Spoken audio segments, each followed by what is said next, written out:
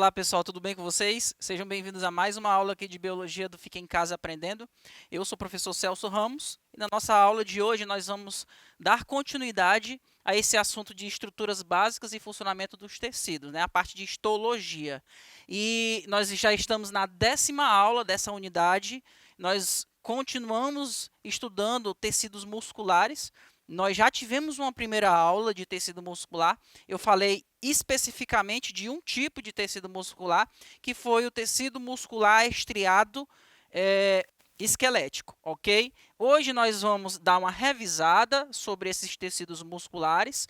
Nós vamos falar sobre como é que são organizadas as miofibrilas, né, que são as proteínas responsáveis pelo processo de contração muscular. Nós vamos entender por que os músculos estriados apresentam essas faixas claras e faixas escuras, que a gente denomina como estrias transversais. E aí nós vamos falar um pouco do mecanismo de contração muscular, como que ocorre o processo de contração muscular, quais são os eventos bioquímicos, moleculares, que acontecem no interior de uma célula muscular para que ocorra o processo de contração, né, que é o encurtamento do músculo, o encurtamento das fibras musculares. Também mostrarei para vocês sobre o tecido muscular estriado cardíaco. Nós vamos dar algumas características desse tecido muscular. E, por último, eu vou falar um pouco sobre tecido muscular liso, tá? Então, fiquem ligados, vamos para a nossa aula. Bem, só revisando o que nós já começamos a estudar sobre tecido muscular, eu falei para vocês nessa última aula sobre tecido muscular, sobre os 3 tipos de tecidos musculares, né? Tecido muscular estriado esquelético, nós temos o tecido muscular estriado cardíaco, né? E temos aqui o tecido muscular liso. 2 desses tecidos apresentam uma denominação de estriado. Estriado porque eles têm ali faixas claras e faixas escuras, que a gente chama como estrias transversais. E um deles, que é o tecido muscular liso, por não apresentar essas estrias, a gente diz que ele é liso. E aí nós vamos ver quais são os órgãos onde cada um desses tecidos musculares estão presentes. Ok, pessoal? Bem, lembrando que na nossa última aula nós falamos que o tecido muscular estriado esquelético, ele compõe quase que 90% do nosso corpo, ok? Nós vamos falar aqui das estrias transversais ou das fibrilas, né, que nós encontramos no interior das células musculares. Como é que essas fibrilas estão organizadas, né? A organização das miofibrilas. Lembrando que esse termo mio, pessoal, vem de músculo. Então, fibrilas musculares ou miofibrilas, ok? Bem, as miofibrilas elas apresentam um padrão de feixes ou estrias transversais que se repetem a cada 2,5 micrômetros em média. Então, você vai olhar para a célula muscular e vai perceber que ela é como se fosse ela apresenta umas faixas escuras, faixas claras, faixas escuras e claras que ficam se intercalando, ok? E cada unidade de repetição de faixa clara e faixa escura, a gente chama isso de miômero, que também é chamado de sarcômero, ok? Nós vamos ver aqui um pouco como é que é essa organização dessas miofibrilas. Bem, nós temos aqui uma imagem, né, de uma célula muscular. Nesse caso, é uma célula muscular do tecido muscular estriado esquelético, ok? Lembrando que na nossa última aula eu disse para vocês que algumas estruturas celulares apresentam alguns nomes diferentes aqui no tecido muscular. Por exemplo, nós estamos falando da célula muscular. Todos nós sabemos que a célula apresenta membrana plasmática, citoplasma e núcleo. A membrana plasmática da célula muscular, né, ela é chamada de sarcolema. Só para a gente relembrar, tá? O tecido, aliás, o retículo endoplasmático liso, ele apresenta o nome de retículo sarcoplasmático. Além do retículo sarcoplasmático, né, que está no interior dessa célula, nós vamos encontrar uma rede rede de tubos que a gente chama de túbulos T. Essa célula tem vários núcleos, ela é multinucleada, tá? Ela forma um silício, na verdade. O que é um silício? Um silício ele vai ser o resultado da fusão de várias células. Então, como a célula muscular tem vários núcleos, lá no processo de formação do embrião, né, para se formar as células musculares, várias células se juntaram para formar uma única célula muscular. Por isso que ela é multinucleada. Ok? E lá no interior dessa célula, nós vamos encontrar as miofibrilas. Percebam que ela tem aqui, ó, faixas claras, né, intercaladas com faixas mais escuras. E essas faixas mais escuras, por que elas são dessa forma? Se nós analisarmos essas faixas claras e faixas escuras com maior detalhe, nós vamos perceber que, na verdade, onde tem faixas escuras é resultado da sobreposição dessas fibras, como se fossem meus dedos aqui, ó. Eu tenho aqui fibras de um lado, fibras do outro, e essas fibras, elas se sobrepõem. Então, na parte onde elas estão se sobrepondo, logicamente, nós vamos enxergar de forma mais escura, ok? E o que são essas fibras? São proteínas musculares, que a gente chama de actina e miosina. Então, a actina vai ser essa fibra que está representada por essa parte aqui que está em azul. São essas que eu posso mais ou menos representar como se fosse assim, ó, os dedos da minha mão.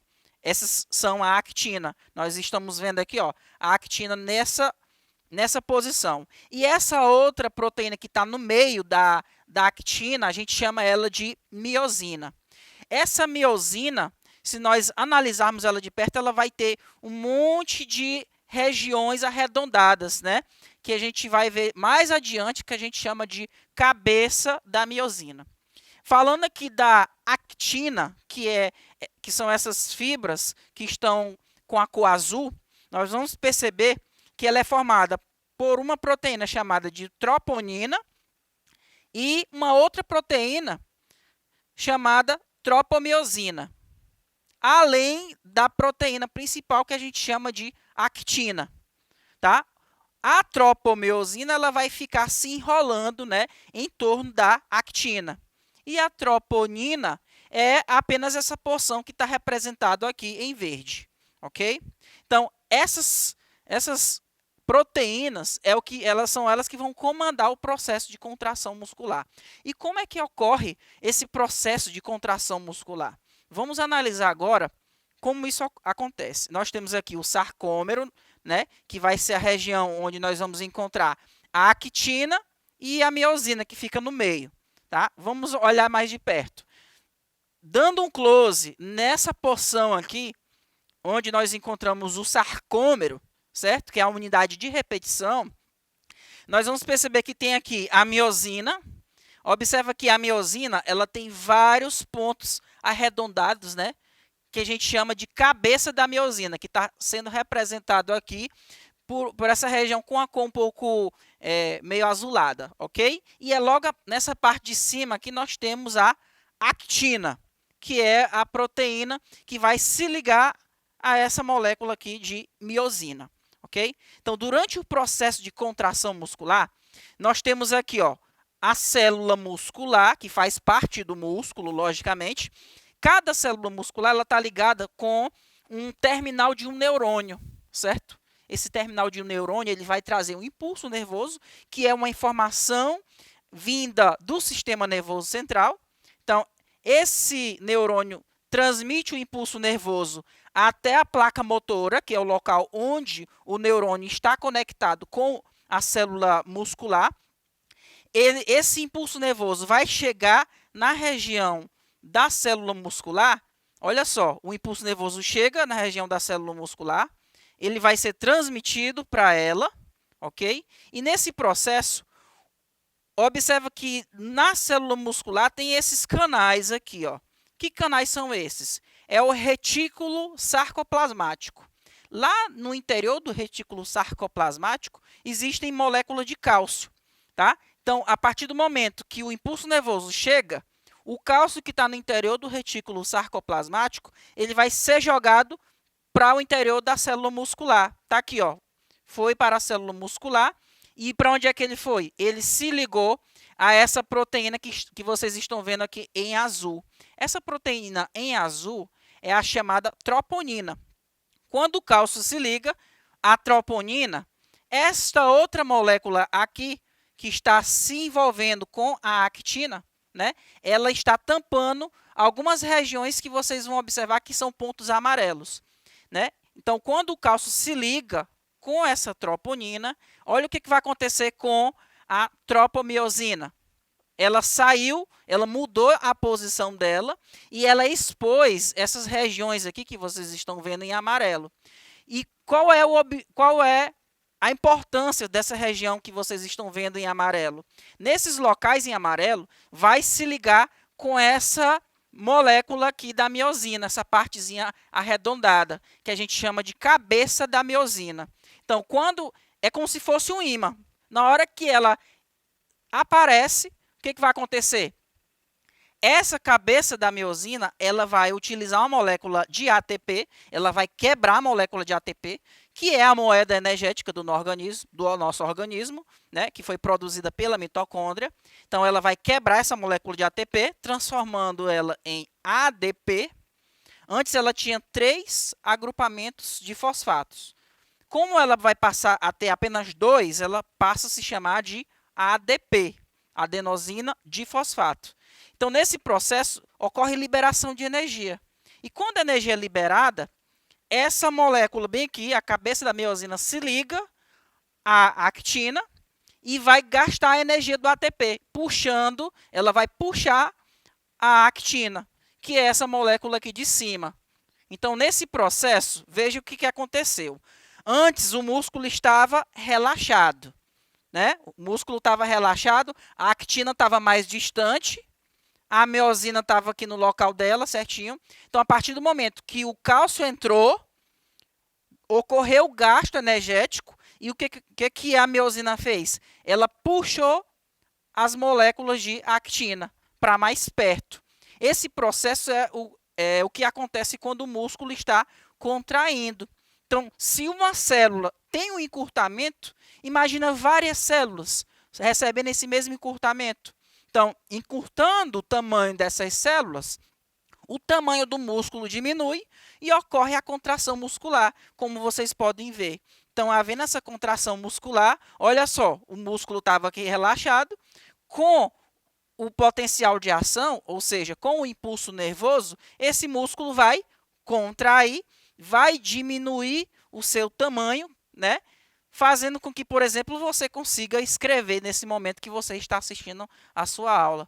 O tempo todo a gente está se movimentando. Nesse movimento, as nossas células musculares estão ali gastando ATP, que são as moléculas que vieram lá da mitocôndria, né? E lá na mitocôndria foi onde aconteceu o processo de respiração celular, né? Quando os nossos nutrientes alimentares, eles forneceram energia para a mitocôndria, e a mitocôndria, por sua vez, fornece energia para as nossas células desempenhar as diversas atividades do organismo. Ok, pessoal? Então, esse foi o processo de contração muscular. Agora, além do músculo estriado esquelético, nós temos o músculo estriado cardíaco. E quais são as características desse músculo? Bem, as células musculares cardíacas, elas não formam um cincício, como acontecia, por exemplo, aqui no tecido muscular estriado esquelético, que tinha vários núcleos numa mesma célula. Aqui não. Cada célula muscular cardíaca só tem apenas um único núcleo, ok? Só um núcleo. E uma outra coisa, essas células, elas apresentam uma característica que a gente diz que elas são anastomosadas. Anastomosadas. O que é isso? Você olha para a célula e vê, diferente da célula do músculo esquelético, essa célula aqui do músculo cardíaco, ela é ramificada.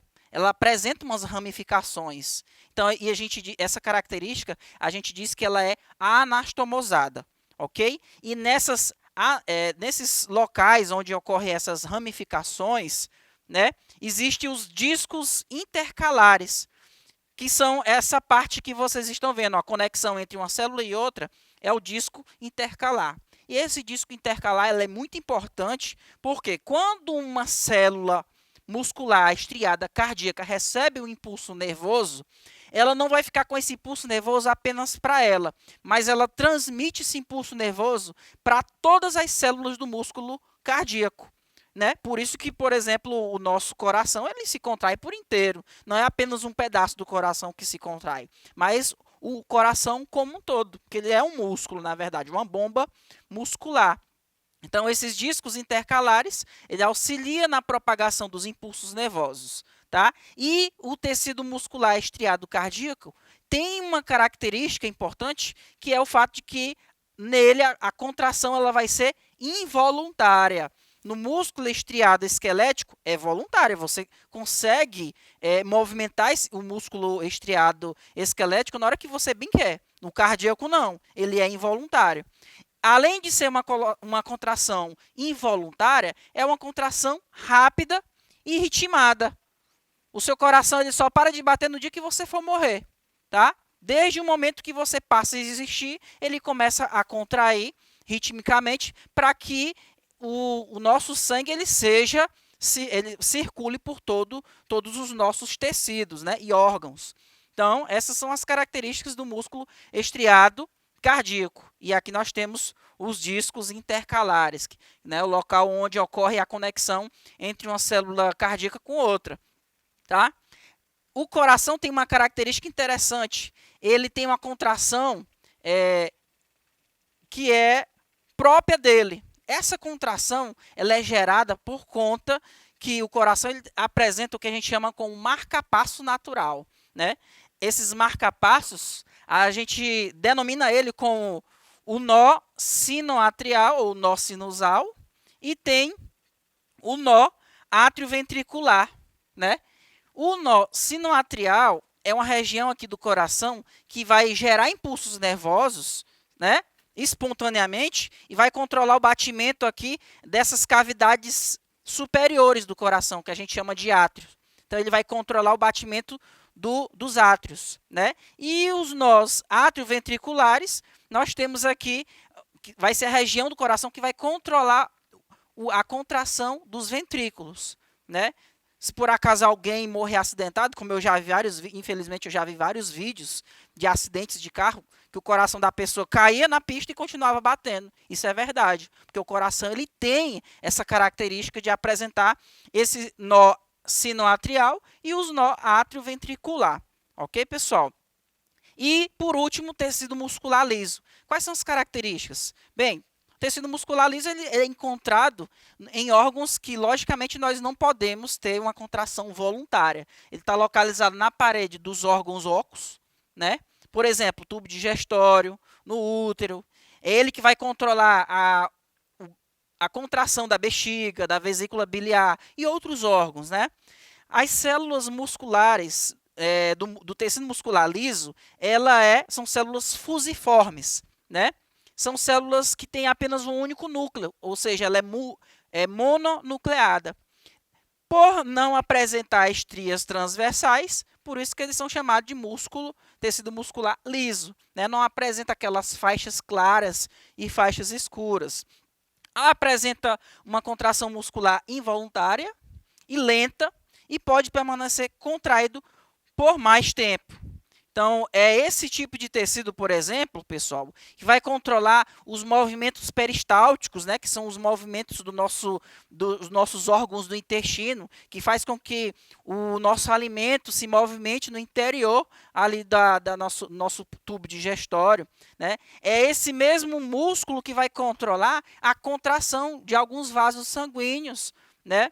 E essa contração é importante para o perfeito funcionamento. Então, é um músculo, é um tecido muscular que a gente não tem assim, não é voluntário, tá? E é uma contração lenta, mas só que ao mesmo tempo que ela é lenta, ela pode durar por mais tempo. Pessoal, essas são as características dos tecidos musculares, né? E nós podemos observar nessa última imagem a maneira como uma célula, né, do tecido muscular liso pode se contrair. Embora ela não apresente as estrias transversais, no interior da célula muscular existem também as proteínas né, actina e miosina. Então, é isso, nossa aula de hoje já terminou. Fique com Deus, até a próxima. Tchau, tchau.